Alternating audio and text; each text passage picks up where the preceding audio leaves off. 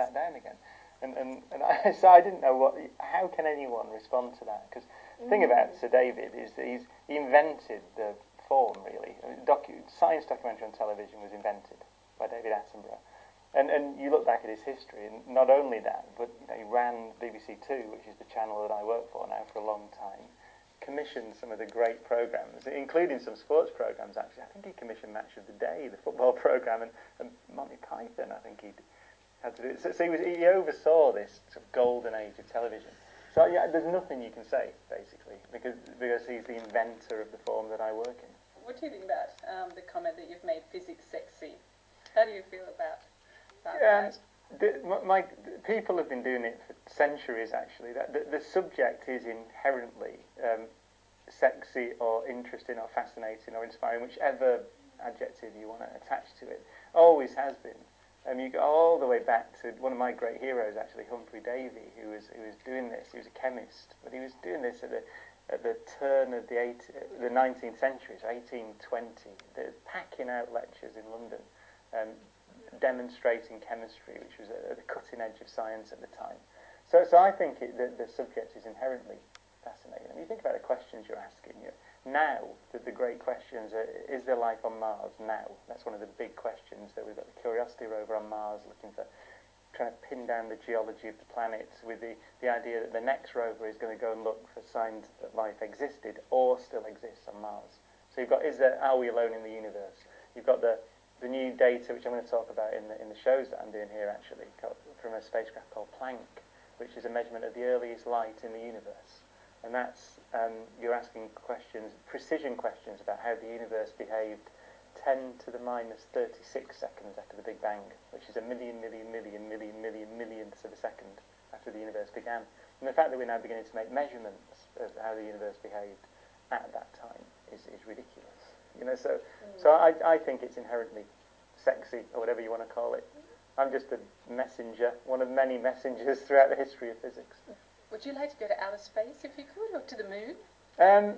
Yeah, I mean, I'm not I'm not one of these kind of right stuff people. So it'd have to be sort of quite very safe and nice, kind of almost the business class version of not the.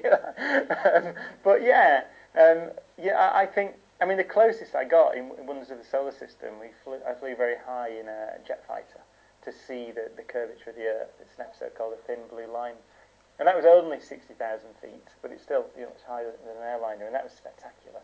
So I'd love to go on one of these things, like the Virgin Galactic trips, the suborbital flights, but you get plenty high enough to see the Earth from space and be weightless for a while. I think that would be spectacular. So I would do that, undoubtedly. The moon's a tricky one, though, because it's hard to go to the moon.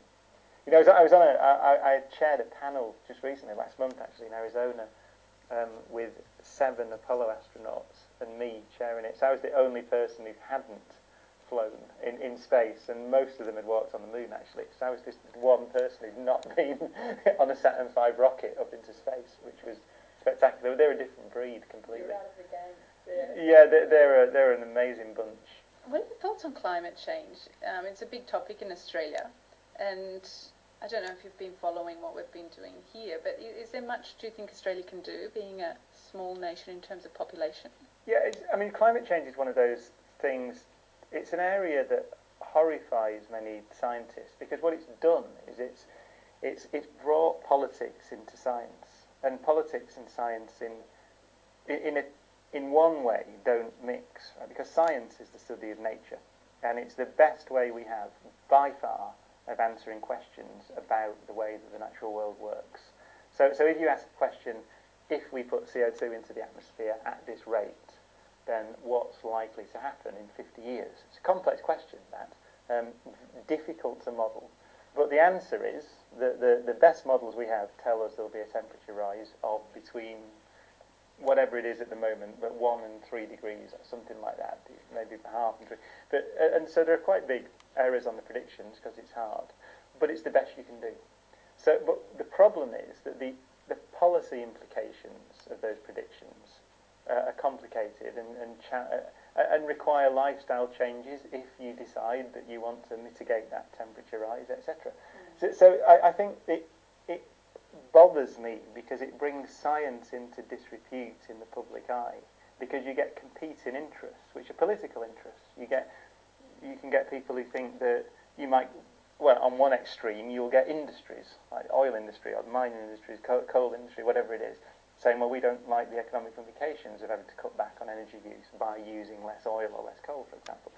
Those are political choices, though.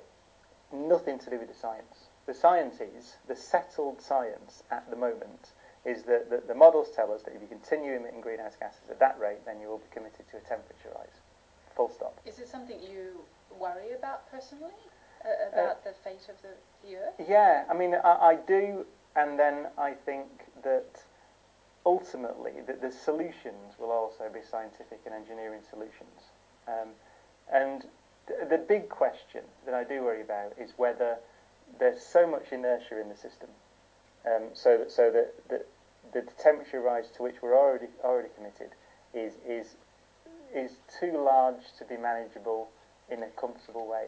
And that's one of the open questions, because the predictions are wide-ranging, although I emphasise they're all on the positive side. So all the predictions tell us the climate's going to continue to warm in this short-term kind of time frame, so 50 years, 100 years or so. So I do worry that but we don't know the answer yet, whether we're committed to such a large rise that it's going to be very uncomfortable, or whether, you know, we're on the lower end of the predictions, and the political realisation and understanding of the science will catch up in time. That's an open question, I think. It's a difficult area, but I say it's difficult because it brings science, which is apolitical by definition. It's absolutely it doesn't matter what your opinion or political persuasion is, but there are answers to these questions. Right? If you want to study nature, you do it scientifically. You don't do it from the perspective of a right-wing politics or left-wing politics. It makes no difference at all. And I think that's the key message, that the science is all you need to look at, and then you decide what you want to do about it, and that's the politics.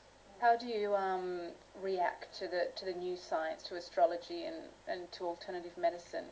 Well, there's no such thing as alternative medicine, is there? My friend, the comedian Dara O'Brien, who presents shows with in the UK, he has a full comedy sketch on this, and said there isn't alternative medicine. There's medicine, which is the stuff that's been shown to work, and then there's potpourri, which is the stuff that hasn't. You know, so there's no such thing as alternative medicine. It's ridiculous. If it works, it's medicine, and if it doesn't work, it isn't. And that's it. Medicine, not medicine. Astrology is not old. I mean, the oldest. It's pre-science, I would call astrology. So it's undoubtedly true that if you look historically, then the motivation for beginning to look at the stars and catalogue their positions and understand the movements was linked with this kind of pre-scientific view of the way the world was, and trying to make predictions about the future.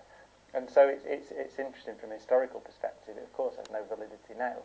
But I don't think anyone really thinks that. I think most people... as part of the entertainment industry, it's fine. It's like criticising films because they're not real. You know, there are people who make a good living out of astrology and it's entertainment. If you actually think it works, then you have some other kind of problem, and I'm not qualified to treat you.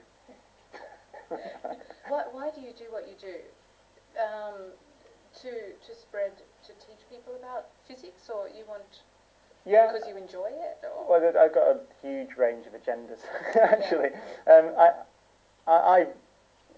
Personally, I've always found science interesting, which is an almost ridiculous thing to say, because, of course, studying the universe is interesting, right? It's the studying everything that exists, so how can it not be interesting?